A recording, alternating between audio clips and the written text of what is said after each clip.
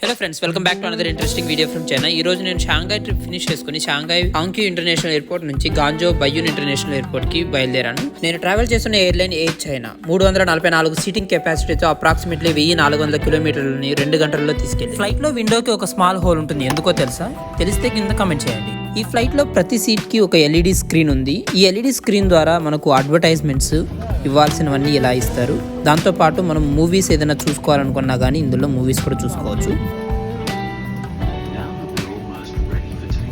ఇక ఫుడ్ విషయానికి వస్తే తాగడానికి ఒక వాటర్ బాటిల్ ఇచ్చారు. దాంతోపాటు ఒక చికెన్ బ్రెడ్ శాండ్విచ్, అరటిపండు, ఒక చాక్లెట్ ఇచ్చారు.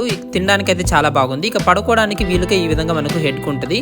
ఇక వాష్రూమ్ విషయానికి వస్తే మనకు ఫ్లైట్లో కూడా వాష్రూమ్ అనేది అవైలబుల్లో ఉంటుంది. అన్ని ఫెసిలిటీస్తో కాస్త నీట్గా ఉంటుంది, కాస్త చిన్నగా ఉంటుంది అంతే ఇంకా చెప్పాలంటే. కానీ it is well and good. ఇక ఫ్లైట్ అయితే చాలా టేక్ ఆఫ్ అయిన తర్వాత చాలా వణికిపోతుంది. మేమైతే చాలా భయపడ్డాము.